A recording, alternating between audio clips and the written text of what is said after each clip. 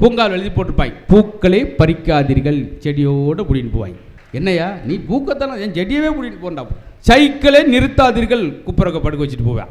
இங்கு 2 வீலர் மட்டும் நிறுத்தவும் ஒருத்தன் ஆட்டோவில் வந்தான், ஒரு வீலை கழட்டி உள்ளே வச்சுட்டு அவன் பாட்டு போயிட்டான். புதிதாக பெயிண்ட் அடிக்கப்பட்டுள்ளது, தொடாதீர்கள். தொட்டு பார்க்குறேன், ஆமாம் பிசு பிசுன்னு இருக்கு. அதை தாண்டா போட்டிருக்கான். அப்புறம் என்ன பிசு பிசு நோசு நோசுன்னு இருக்குன்னு போட்டிருக்க. 10,000 வாட்ஸ் மின்சாரம் பாய்கிறது, தொடாதீர்கள் அப்படின்னா வந்துடுன்றேன். ஏன் அந்த ஒரு தடவை தொட்டு பார்க்க வேண்டியானா உன் கடைசி தொடு அதுவாக தான் இருக்கு.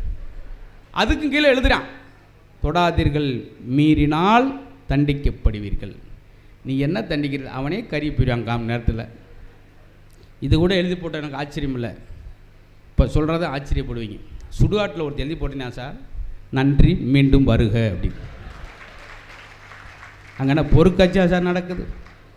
சவப்பட்டி கடையில் எழுதி போட்டிருக்கேன், 1 வாங்கினால் 1 இலவசம். ஏன் புதைக்க போகிறோன்னு உள்ள போய் படுத்துருவானா?